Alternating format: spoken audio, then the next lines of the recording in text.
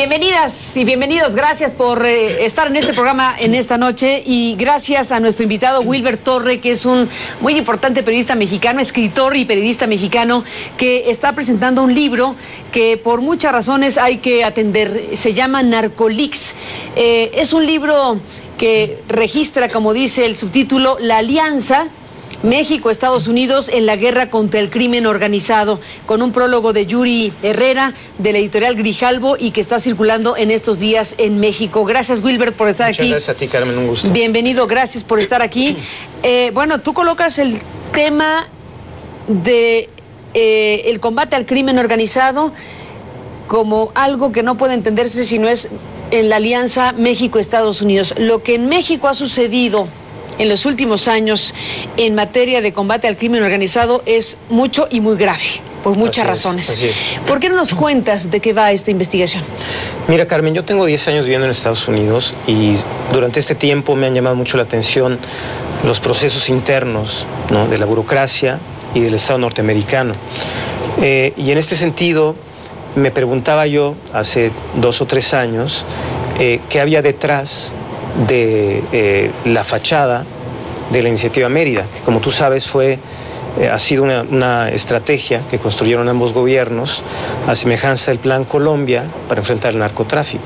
Entonces me preguntaba qué había detrás de lo poco que públicamente conocíamos, ¿no? Y más allá de la narrativa, de la retórica de esa estrategia. Entonces me di a la tarea de hacer la criba de los cables de Wikileaks, cerca de 2.600 como tú sabes, y de ahí jalar distintas hebras de los memorándums en principio, de los encuentros de alto nivel entre funcionarios de la Casa Blanca, el Departamento de Seguridad Interior, con el gobierno mexicano, la DEA, la CIA, etcétera, para tener una idea más clara de hacia dónde se habían encaminado estos acuerdos y cómo habían cobrado forma de políticas públicas, por un lado, y por otro, entender cuál había sido la responsabilidad política de Estados Unidos en todo esto que hemos vivido estos años. Es decir, evidentemente, el responsable central, indudable, digamos, de la estrategia, ¿no?, y sus consecuencias es el presidente Calderón. Pero en estos años estuvo acompañado de manera muy importante, muy visible, por el gobierno de los Estados Unidos. Entonces, para mí era muy importante superar la abstracción en la que en ocasiones nos vemos atrapados, ¿no?, esta verbalización, ¿no?, de que somos el patio trasero de Estados Unidos, o de que en México ocurrió en estos años una intervención norteamericana sin precedentes, y me di a la tarea de reconstruir con fuentes norteamericanas y del gobierno mexicano una serie de episodios y escenas que demostraron cómo y hasta dónde ocurrió esta participación de Estados Unidos en la estrategia, en los acuerdos, en la transferencia de información, de doctrinas. Es impresionante, y hablaremos de esto, cómo el ejército mexicano mutó en estos años, Carmen, ¿no?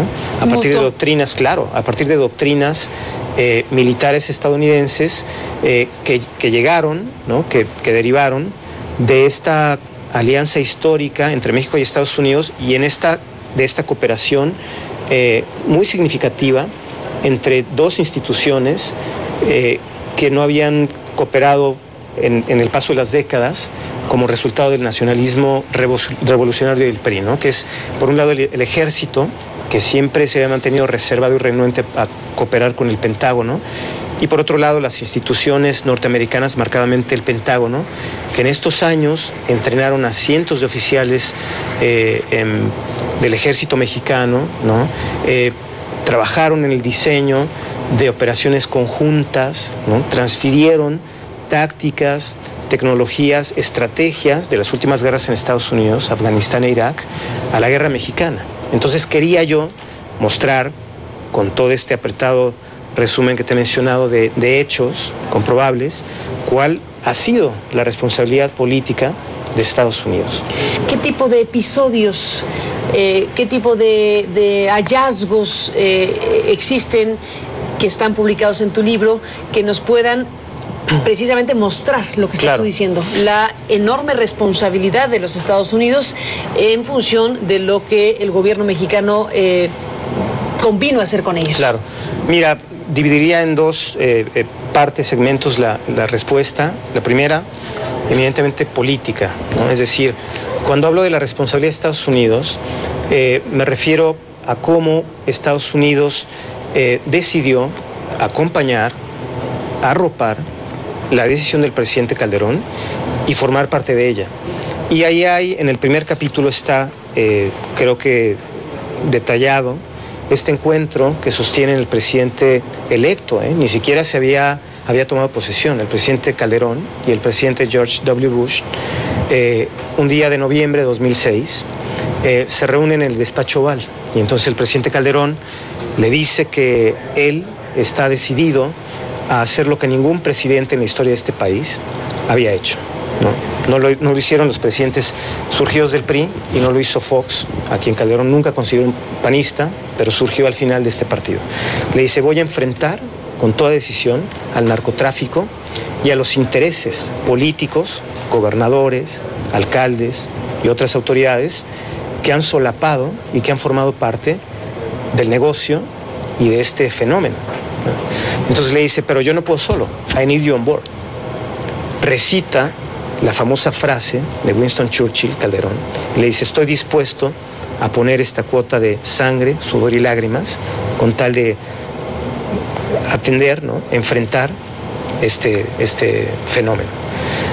Me parece que yo lo que quise hacer fue revisar la compleja personalidad de Calderón, Carmen, y remontarme a sus orígenes. A mí me parece que Calderón, en un principio, actuó con un genuino interés, ¿no?, derivado de su posición. Sabes que es un panista con estirpe de oposición, de luchador radical, con gran influencia de su padre, de dos padres, ¿no? Un padre ecológico, Luis Calderón de la Vega, y un padre político, Castillo Peraza. Entonces, Calderón toma esta decisión de enfrentar al narcotráfico en alianza con el gobierno de Estados Unidos y decide modificar una serie de conceptos de soberanía, decide derribar una serie de fronteras políticas para propiciar esta cooperación en materia de seguridad y narcotráfico que jamás había ocurrido de manera tan estrecha entre México y Estados Unidos. Y pasando a los cómo, ¿no?, a cómo sucedió esto, a mostrar esta parte de la historia, yo te mencionaría dos circunstancias.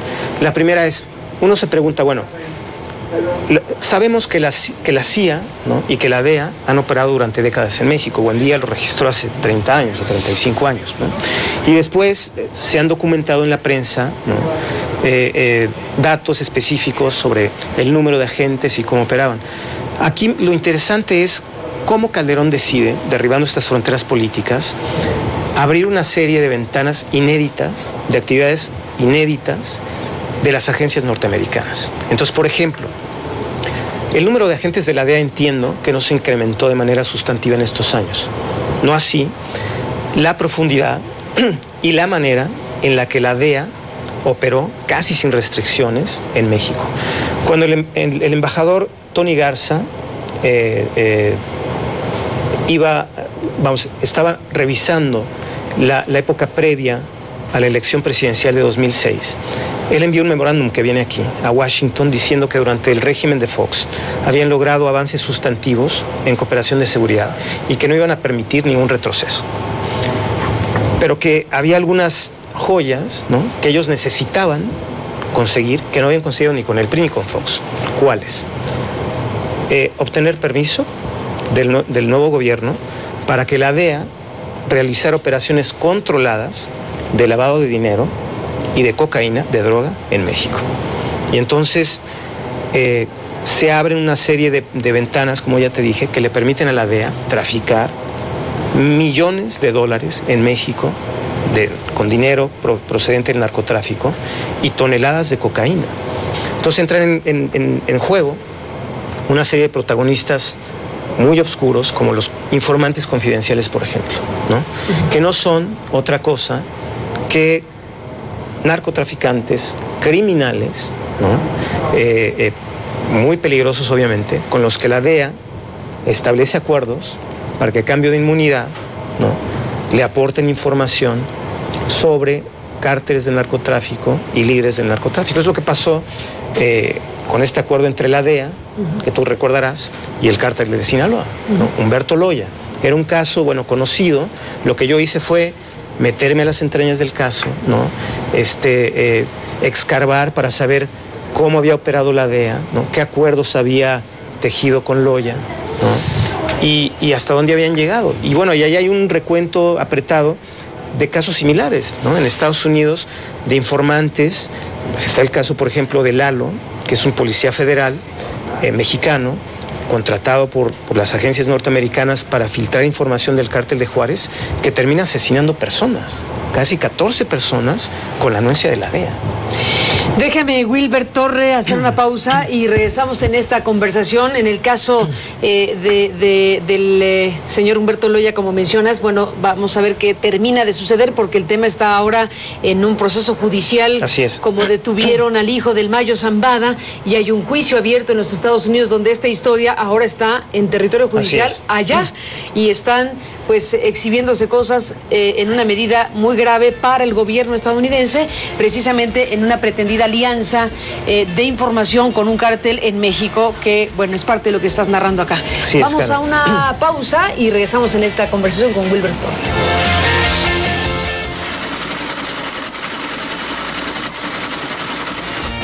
Regresamos con Wilber Torre hablando de esta muy importante investigación periodística de la que estás hablando con Narcoleaks. Wilber, cuéntanos de otro capítulo que nos pueda mostrar precisamente lo sucedido en esta relación bilateral México-Estados Unidos en un sexenio como el de Felipe Calderón. La transmutación del tipo de relación entre los dos países fue total y evidente, y lo que tú estás contando nos habla precisamente de algo muy importante y grave. ¿Qué otro tipo de cosas, capítulos, nos muestran precisamente el tipo de responsabilidad de ambos gobiernos sobre lo sucedido en México en los últimos años? Claro. Mira, al principio del libro hay otro diálogo que pude reconstruir que me parece interesante para entender cómo comenzó a crecer la violencia derivada de las decisiones tomadas por dos gobiernos. Entonces, tú recordarás que, como ya te dije, antes de tomar posesión se reunió el presidente Calderón con Bush para pactar la guerra, pero después se vuelven a reunir en marzo de 2007 para lanzar de alguna manera lo que podríamos frasear como la ofensiva de la guerra, que no era otra cosa más que construir el marco, ¿no?, la maquinaria de la ofensiva, que fue la iniciativa Mérida. Entonces se reúnen para definir una serie de prioridades. En una parte del diálogo, el presidente Calderón continuó insistiéndole al presidente Bush que necesitaba el apoyo de Estados Unidos, pero que sobre todo necesitaba de este respaldo para modernizar la parte de inteligencia y de la fuerza mexicana. Tú recuerdas que el presidente Fox desmantela el aparato de intervención, de seguimiento del Estado, que es el CISEN, lo desmantela y lo modifica. Esto provocó, evidentemente, que el presidente Calderón no contara con informes, con análisis construidos en el paso del tiempo sobre la condición del narcotráfico y sobre la fortaleza de las redes del narcotráfico. La DEA, la CIA y el FBI habían estado inmersas, Carmen, en todo el tema del terrorismo y se habían olvidado del narcotráfico. Entonces tampoco tenían análisis ni documentos prospectivos que les permitieran prever qué había pasado, ¿no? De manera que... Sin información. Claro, sin información. Decide hacer algo. Entonces, en esta circunstancia, un muy voluntarioso presidente Calderón se reúne con Bush y le dice: mire, yo necesito tener ya, ¿no?, tecnología nueva, armamento, inteligencia, doctrinas que me permitan enfrentar al narcotráfico. Entonces el presidente Bush le dice: bueno, es que explíqueme qué necesita. Le dice: a ver, mire, usted ha visto esta serie norteamericana que se llama 24 Hours, 24 horas, paréntesis, es una serie norteamericana en donde el protagonista es Jack Bauer, un agente, ¿no?, que para proteger a su país, al presidente, y para desarticular amenazas, se dedica a torturar, gente, a matar gente, ¿no? A trabajar con informantes que no tienen ningún tipo de calidad, ¿no? Porque son delincuentes, y que al final termina causando, ¿no?, muertes y violencia. Entonces le dice Calderón, yo necesito todos esos juguetes, literal. El presidente Bush le dice, bueno. Entonces se construye la iniciativa Mérida, había mucha reserva del ejército, habían hecho una lista de armamento, equipo, etcétera, etcétera, para pedirle a Estados Unidos. De los juguetes que claro, todo esto que estamos pidiendo, bueno, pero no estamos obligados, no nos lo pide Dios. Y entonces le dice a alguien que estaba moderando ahí las negociaciones por los pinos, le dice, no te lo pide Dios, te lo pide el Hijo de Dios, que es el presidente, y hay que hacerlo. Entonces todo esto que te cuento deriva y se entiende en lo que pasó después, en la importación o la transferencia, como lo queramos llamar, de doctrinas, métodos muy cuestionables, métodos extralegales, utilizados por ambos países para combatir el narcotráfico, y también en las instituciones, Carmen. Es decir, han ocurrido operaciones conjuntas inéditas entre el ejército norteamericano y el ejército mexicano. Aquí documento cómo en la base militar de Colorado, donde está el Comando del Norte, que es este comando prioritario dedicado a cuidar la seguridad de Estados Unidos con su frontera norte, trabajan desde hace 3 años un teniente coronel y un capitán del ejército mexicano, realizando tareas conjuntas de inteligencia con oficiales, algunos retirados y otros en activo, del ejército norteamericano. ¿Pero qué hacen, Carmen? Lo que hacen es, utilizan los famosos drones, ¿te acuerdas? Los vehículos no tripulados. Entiendo que Estados Unidos donó 8 y México compró, me parece que 15. Entonces estos aviones han sobrevolado con autorización.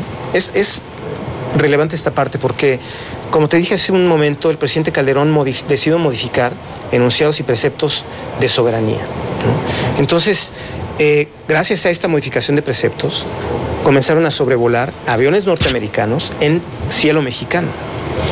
Pero la respuesta del gobierno mexicano, yo le hago una entrevista larga al entonces embajador Sarucán, es, bueno, esto representa una violación de soberanía o una cesión de soberanía.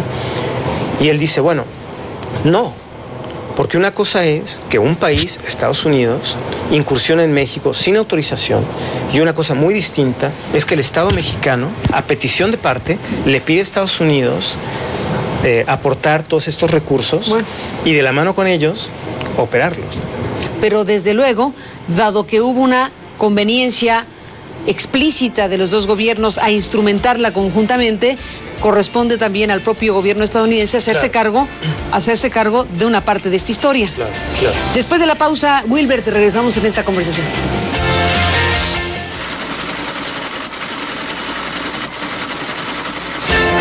Bueno, se nos acabó el tiempo, Wilber, pero realmente es muy importante seguir de cerca esta investigación periodística que ha realizado por la gran cantidad de información, de datos duros, de revelaciones, de minería informativa que hiciste. ¿Con qué te despides? ¿Con qué hallazgo periodístico? ¿Con qué información para ilustrar lo que nos estás planteando? Mira, ahora que mencionabas que el secretario de Gobernación, el procurador Murillo Karam, mencionaba que parte del problema es la forma en la que los cárteles se atomizaron. Bueno, cabe hacerse una pregunta. Si no mal recuerdo, hacia la mitad del sexenio de Calderón, hay un cable que envía John Philly, que era el segundo de la embajada, con Carlos Pascual, a Washington, en donde hace una evaluación muy detallada de la estrategia, y él menciona que la estrategia basada en el descabezamiento de los cárteles, en el ataque al cuerpo de los cárteles, como lo fraseaba Dennis Blair, el director de inteligencia, no estaba funcionando, porque estaba generando más violencia. Entonces que había que modificar la estrategia y entrar de lleno al lavado de dinero. Entonces aquí... A combatir el lavado de dinero. Entonces aquí, bueno, cabe hacerse dos preguntas. A la mitad del sexenio. Cabe hacerse dos preguntas. Una, si Estados Unidos había observado que no estaba funcionando la estrategia de descabezar los cárteles, ¿por qué después, en 2009, 2010 y 2011, continúa el descabezamiento de los cárteles, por una parte. Es decir, como esto genera más violencia, claro. Y en segunda, ¿por qué el lavado de dinero, ¿no? Todas estas investigaciones realmente nunca llegan a conformar una parte, digamos, muy importante para desarticular el tema del dinero, que tú sabes que es uno de los pilares en narcotráfico, ¿no? Entonces, no sé, tú sabes que en esto entran en juego otros factores como la economía, ¿no? Es decir, hay algunos académicos... Los equilibrios políticos. Claro, los equilibrios políticos y el no tocar la economía. Bueno, la industria militar en Estados Unidos, que produce miles de millones de dólares. México en estos 6 años se convirtió en el principal importador de armas de Estados Unidos, Carmen. Casi 3,000 millones de dólares. Tremendo Entonces, dato. entran en juego muchos intereses y factores que hacen más complejo el tema. Hubo un cambio de poderes, sin embargo, bueno, pues desde luego eso por arte de magia no se va a trasladar. Y en la Casa Blanca hay una gran inquietud, porque no se sabe qué va a pasar con la estrategia interna de combate al narcotráfico y qué va a pasar con todos estos acuerdos. Más de 100 memorándums entre el Pentágono, la Marina y el Ejército solo en ese tema. Entonces no sabe la Casa Blanca qué va a pasar. Sé que el gobierno de Peña Nieto les ha enviado señales de que estamos acomodándonos, ¿no? Denos tiempo, vamos a ir detrás de los narcotraficantes, pero digamos en Estados Unidos existe la idea de que el problema, el narcotráfico no se detiene, los narcos siguen operando y entonces no puede abrirse un stand-by muy peligroso porque puede generar, ¿no?, mayor violencia y hacer más complejo el problema, o volver a los pactos, que era otro de los temores en Washington. Todo abierto y Exacto. Preguntas e interrogantes que acompañan este momento de la relación México-Estados Unidos. Gracias por estar aquí. Gracias a ti, Carmen. Y por presentar esta investigación en este programa. Gracias. Gracias. Y hasta la próxima. Gracias a usted que nos acompañó. Pásela bien. Le espero mañana.